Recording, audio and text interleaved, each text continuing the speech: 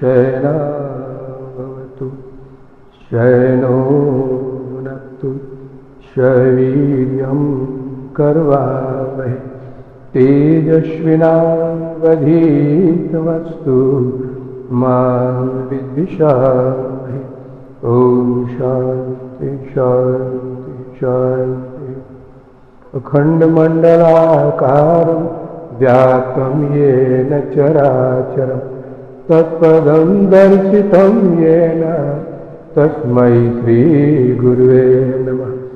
गुरुर्ब्रह्मा गुरुर्विष्णु गुरुर्देव महेश्वर गुरुसाक्षात् परब्रह्म तस्मै श्री गुरुवे नमः।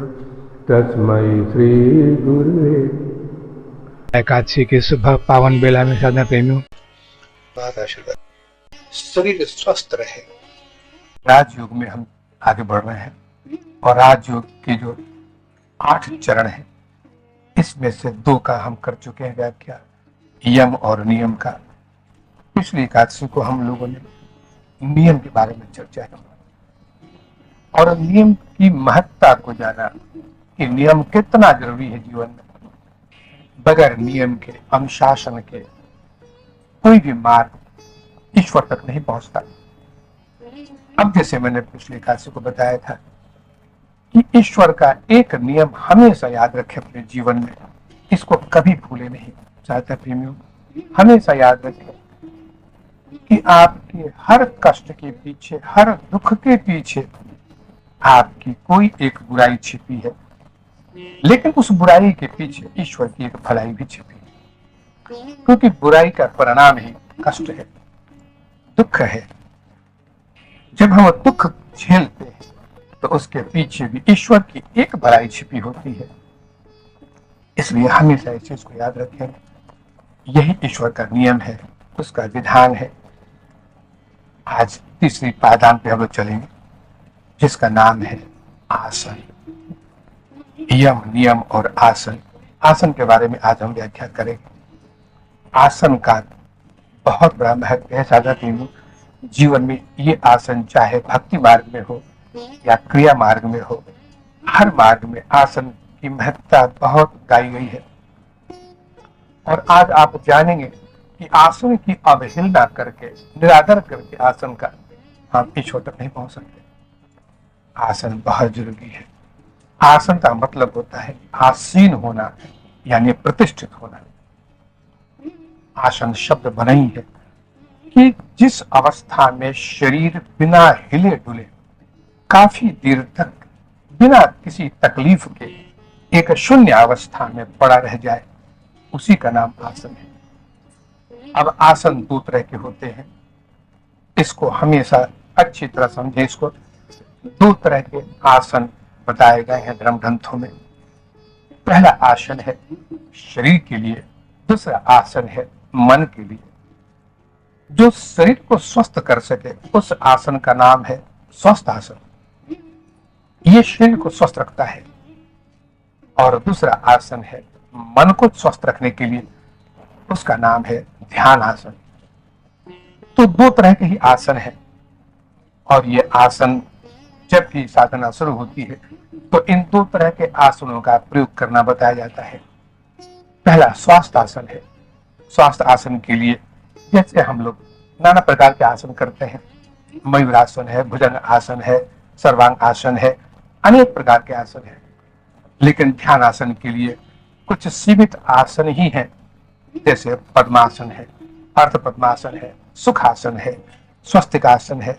ये सब आसन शांति के लिए और ध्यान के लिए बनाए गए हैं। अब साधना प्रेमियों ध्यान दें कि इन आसनों का क्या आविष्कार हुआ है, ये आसन क्या बनाए गए हैं, नहीं जानते। ये सारे आसन वही हैं जो हम अनंत प्रकार की यूनियों में करते आए हैं। जब हम कीड़े मकोड़े थे, पशु थे, पक्षी थे, तब जिन आसनों को हमने व्यवहार किया था वही आसन है। जैसे कुक्कुटासन है, भुजंग आसन है, मयूरासन है। ये जितने भी प्रकार के आसन है ये जानवरों के हैं, ये हमारे नहीं है। लेकिन चूंकि हम उन जानवरों के शरीरों में रह चुके हैं, इसलिए शरीर स्वास्थ्य के लिए, लाभ के लिए उन आसनों का प्रयोग हम जब भी करेंगे, शरीर स्वस्थ रहेगा। 84 लाख योनियां हैं। 84 लाख योनियों के लिए 84 लाख आसन है, जिनमें प्रमुख आसन 84 ही अभी हम व्यवहार करते हैं। अभी जो समय है, इसमें 84 आसन ही प्रमुख हैं, और उन 84 में भी समय के अनुसार चूंकि शरीर धीरे धीरे कई प्रकार की बीमारियों को पकड़ता गया, आहार विहार बदलते चले गए, कई अशुद्धियां हो गई, इसलिए प्रमुख 32 आसन हम लोगों को करवाया गया है। अब ये 32 आसन भी आप में से अनेक हैं जो नहीं कर पाएंगे। तो ऐसे धीरे धीरे आसनों की कमी होती चली जा रही है, आसन घटते चले जा रहे हैं, और शरीर उन आसनों को ग्रहण करने को तैयार नहीं है।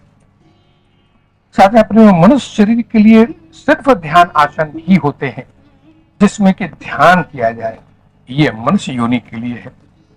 लेकिन जरा सोचें, क्या ऐसा नहीं है कि कीड़े मकोड़े, पशु पक्षी, इन सब योनियों का ही एक उन्नत योनि है मनुष्य शरीर। मनुष्य योनि कोई अचानक नहीं प्राप्त होती है।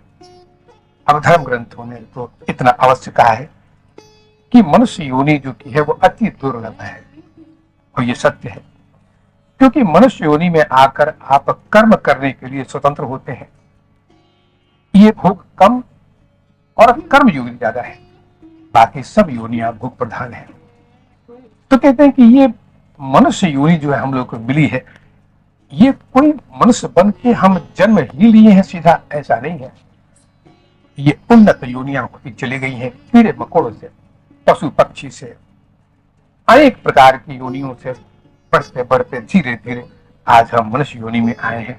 तो हर योनि का आसन अलग है, और आपको विश्वास होगा कि सबसे सुंदर आसन कौन है? ये वो आसन है जिसमें हम माँ के गर्भ में कई महीने रहते हैं, कम से कम 7-8 महीने तो निश्चय रहते हैं। उसका नाम है गर्भासन। अब ये गर्भासन शरीर की सारी बीमारियों को दूर करने के लिए सबसे उन्नत है, लेकिन सबसे कठिन है। अब कठिन इसलिए हो गया, हम माँ के गर्भ में उसी अवस्था में महीनों रहे हैं, और वो अवस्था ऐसी थी जिसमें कि सब कुछ स्वतः रूप में प्राप्त था। लेकिन संसार में आते ही हम उस आसन से दूर हो गए। तो साधन में हमेशा याद रखें कि जब हम स्वाभाविक आसन का त्याग करते हैं, शरीर और मन दोनों ही, तब ये दोनों ही बीमार पड़ जाते हैं। स्वाभाविक जो आसन है, चाहे पशु योनियों के आसन हो या मनुष्य योनि के आसन हो, शरीर और मन इन दोनों के निश्चित आसन बने हुए हैं। इस आसन पर ही दोनों अति प्रसन्नचित होते हैं, स्वास्थ्य लाभ करते हैं। लेकिन जब भी बिखराव होता है इस आसन से, तब शरीर हमेशा बीमारियों को पकड़ेगा।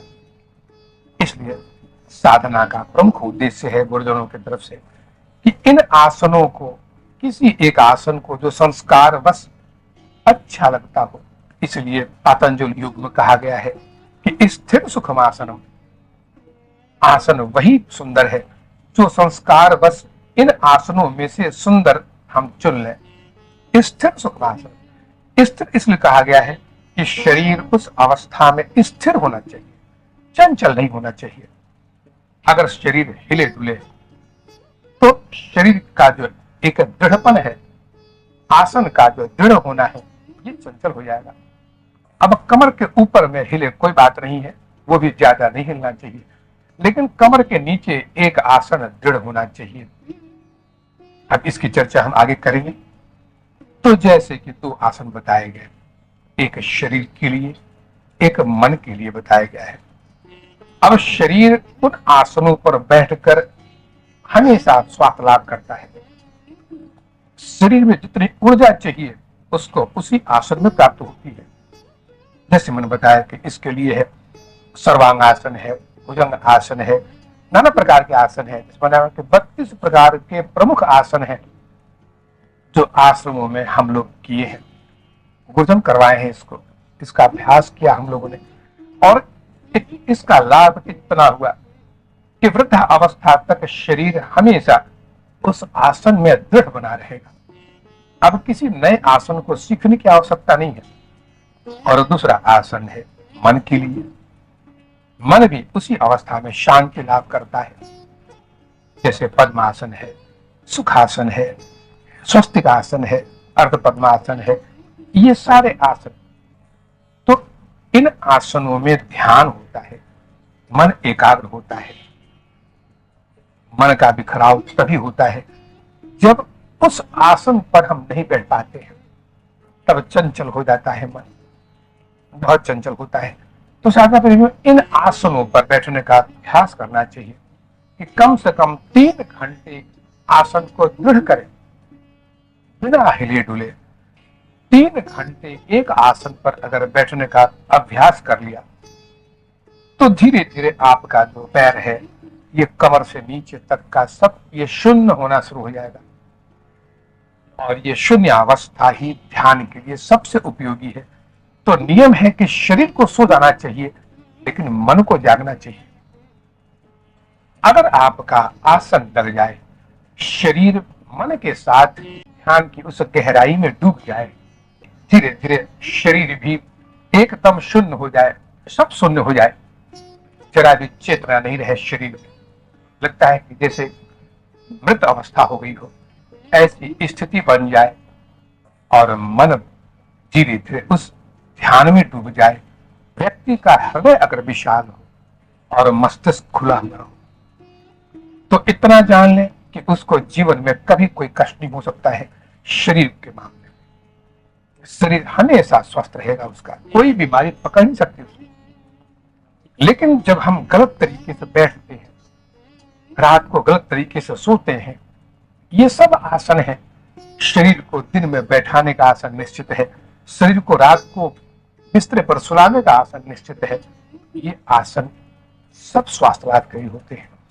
बिखराव तभी होता है जब इनसे मन हटता है, शरीर हट जाता है।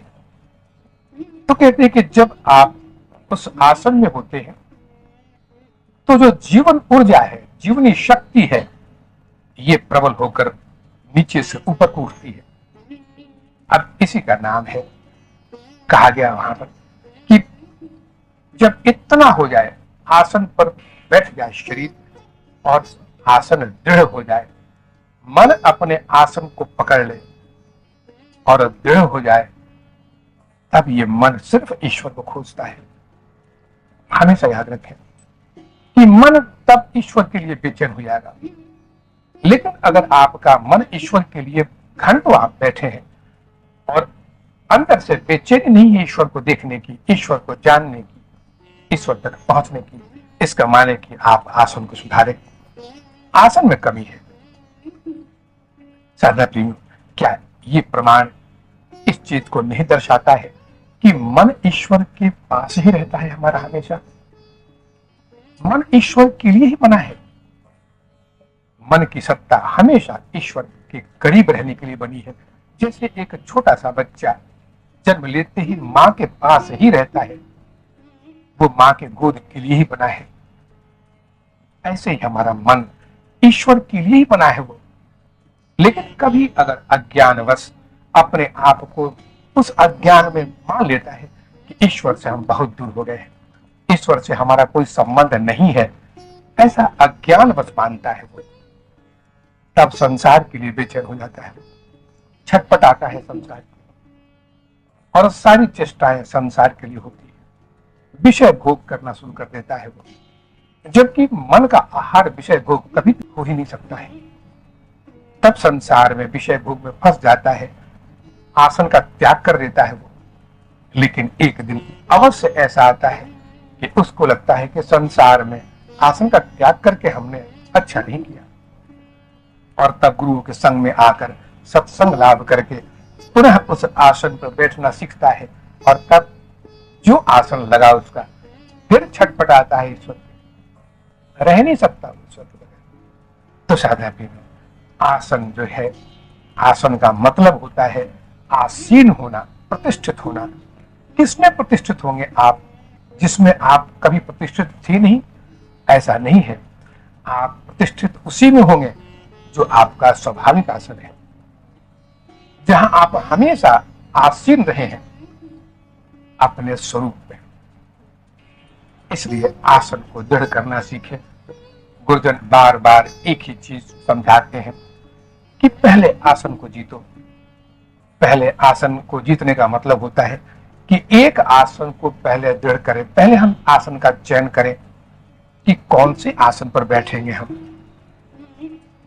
जैसे मैंने अभी बताया कि आसन बना ही है मन को ईश्वर में लगाने के लिए, क्योंकि मन उसी आसन में ही ईश्वराभिमुख होता है। अगर नहीं तो संसार की तरफ दिखता है। और एक बात हमेशा याद रखें कि आसन बना है सिर्फ ईश्वर के उस अनुभव के लिए। अगर आप आसन पर बैठकर सांसारिक चिंतन करते हैं तो ये बहुत बड़ा दोष है, बहुत बड़ा दोष है। उसके लिए आसन नहीं बने हैं। आसीन होना है, संसार से विमुख होकर कुछ देर ईश्वर के चिंतन में लगाएं और आसन को ग्रहण करें। अब चुन ले अपना आसन। जो संस्कार है, जैसे जिस पशु योनि के संस्कार प्रबल रूप थे, जिसमें आप बहुत आनंद में बैठा करते थे, वो आसन निश्चित ही आपका स्वास्थ्य आसन है। वो वही स्वास्थ्य आसन है। उस पर बैठे और कोशिश करें कि 3 घंटा एक आसन पर बैठे और कमर के नीचे हिले नहीं। एक अवस्था में दृढ़ करें अपने आप को। अगर ऐसा कर लिया आपने तो साधना निश्चित पूरी होगी, नहीं तो साधना में विलंब होगा। देखिए, शरीर जब थकता है तो निद्रा में जाना चाहता है। जब शरीर थक जाए तो निद्रा में जाने में उसको आनंद का लाभ होता है, और मन जब थक जाए तो ध्यान में जाने में आनंद आता है। मन संसार से थकता है, संसारिक विषय भोगों से थकता है। एक उम्र ऐसी होनी चाहिए जीवन में जब संसार में जो कुछ भी मन ने भोग किया है उससे थोड़ा सा अलग हटे। कितने लोगों को वृद्धावस्था तक संसार के भोग अच्छे लगते हैं, उनका आसन दृढ़ हो पाता है और ना ही ध्यान। घिरण्य संहिता की बात बता रहा हूं आपको।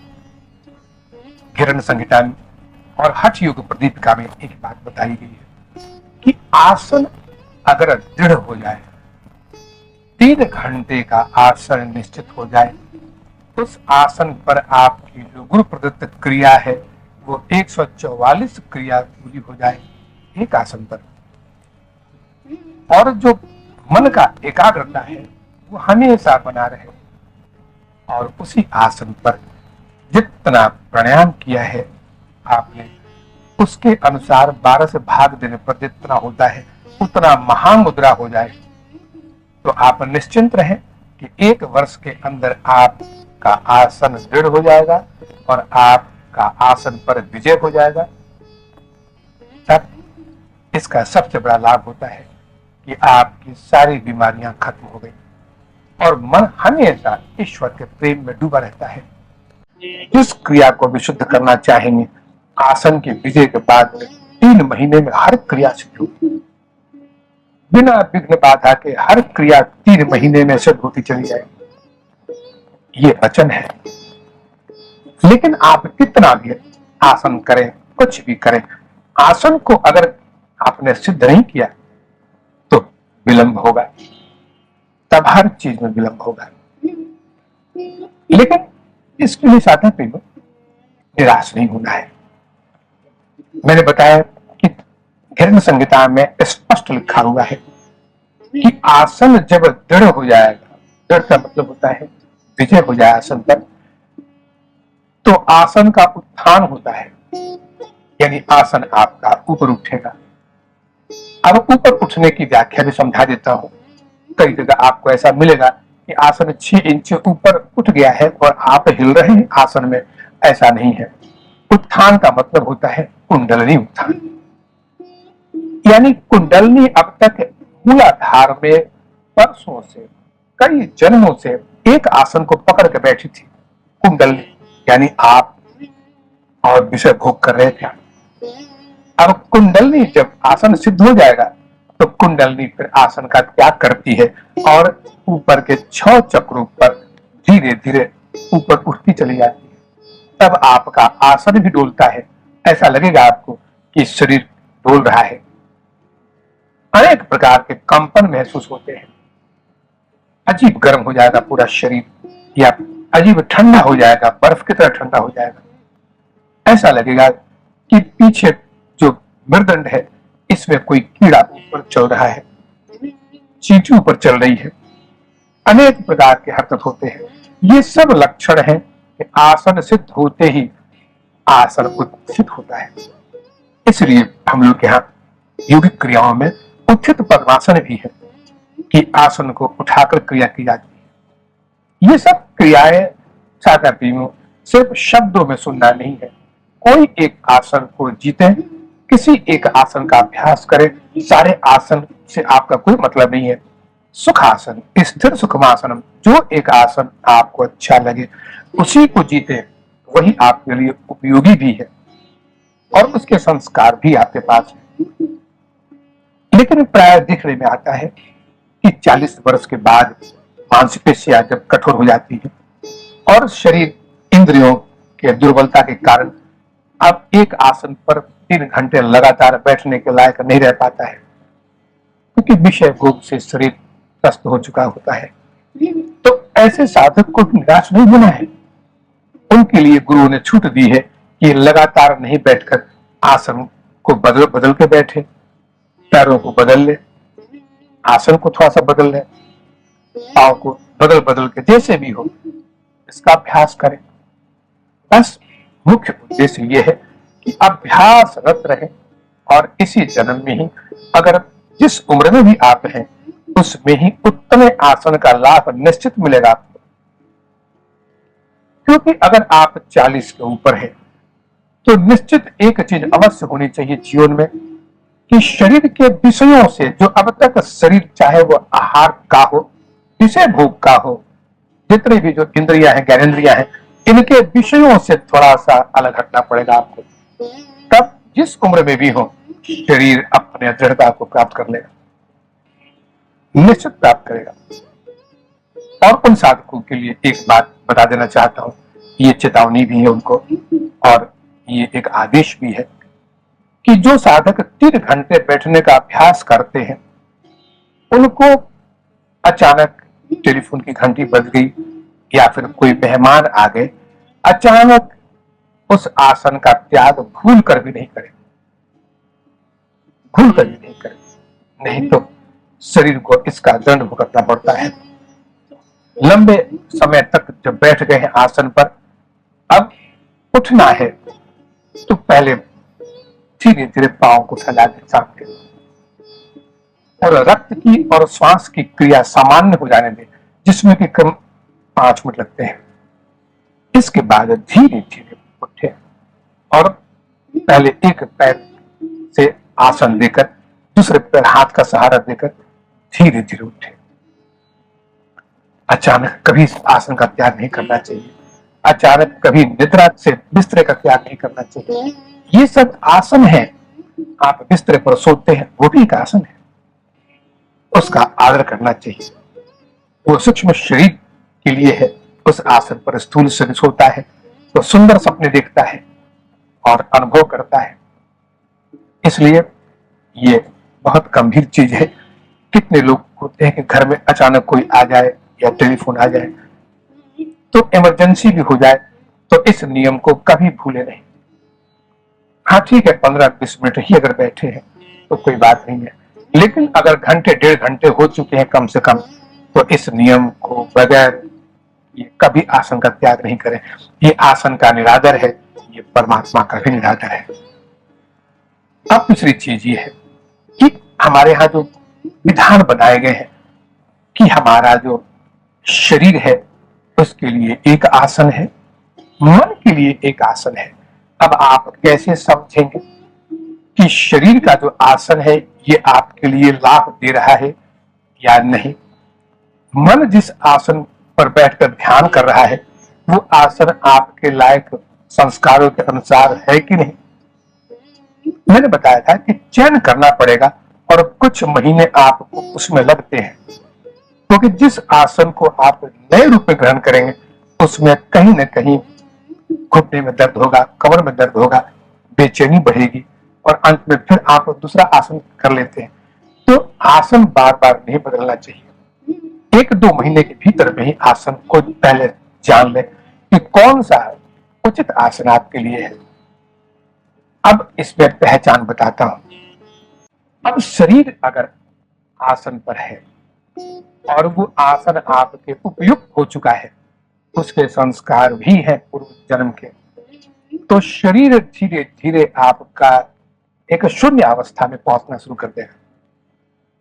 यानी अब आपका पांव शून्य हो जाएगा, कमर के नीचे सारा सब कुछ शून्य हो जाएगा, और जब आगे बढ़ेगा तो हाथ भी शून्य हो जाएगा।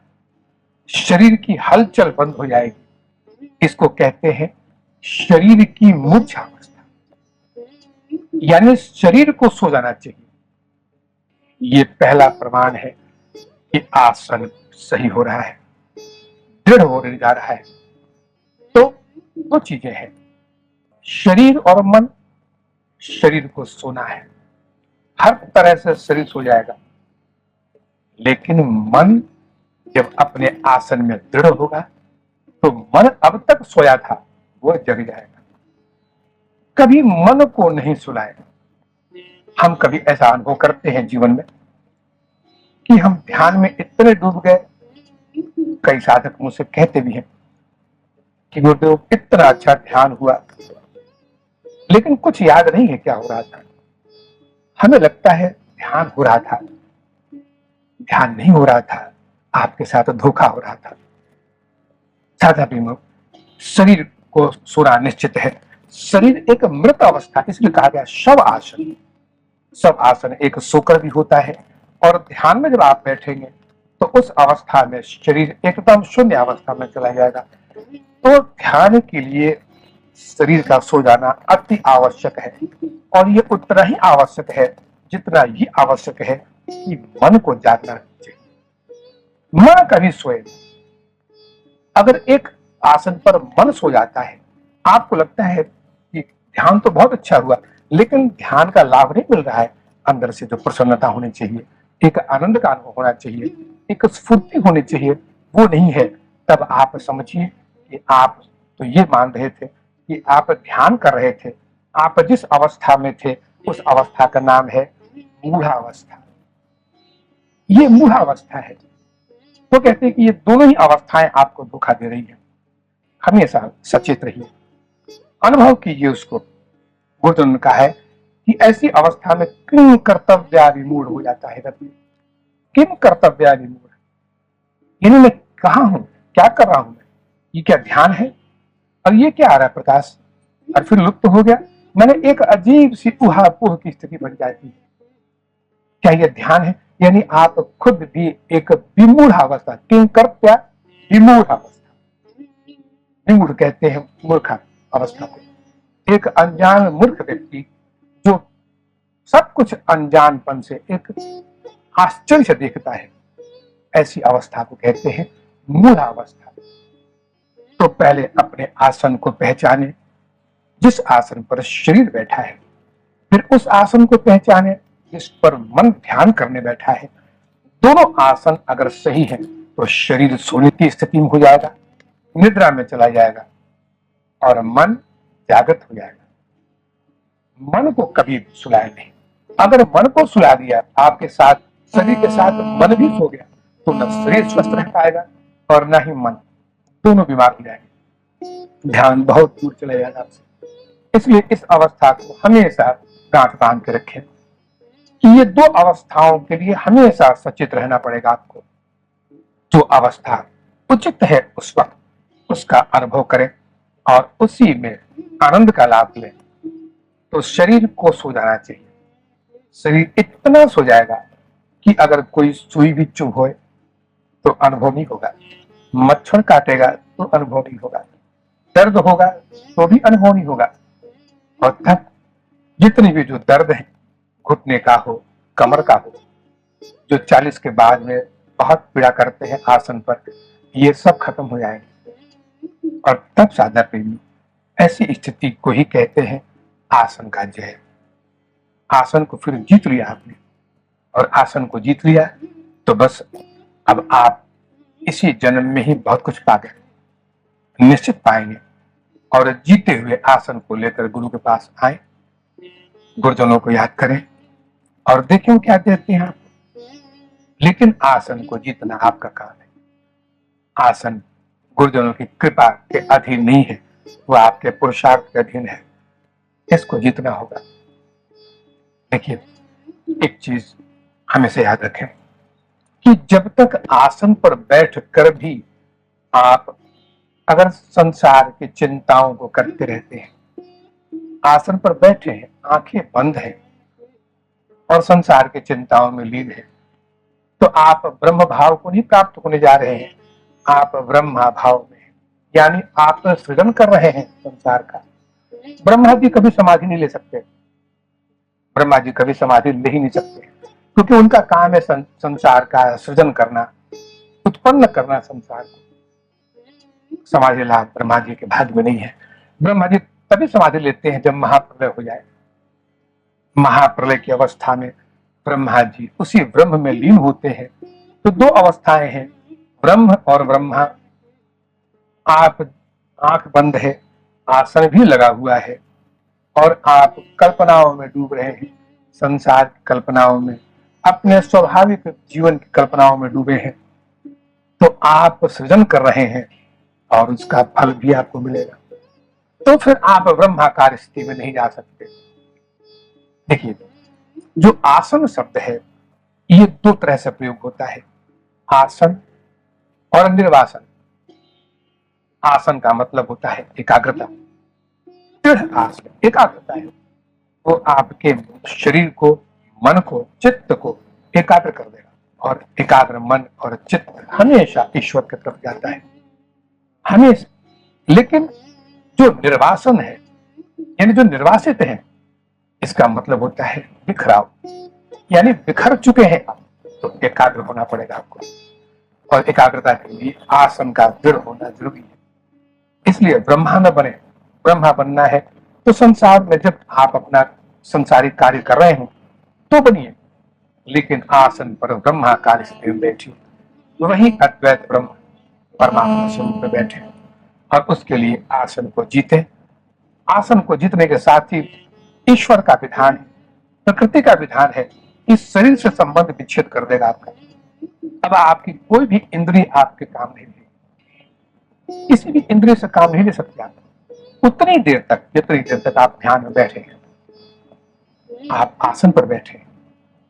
तो चाहते हैं ये जो शरीर है इसका तो हर वक्त छूटना स्वाभाविक है, चाहे आप निद्रा में जाते हैं तो छूट जाता है, मृत्यु में जाते हैं तो छूट जाता है। तो ध्यान में इसको छोड़ने में क्या आपत्ति है, उसका अभ्यास कीजिए।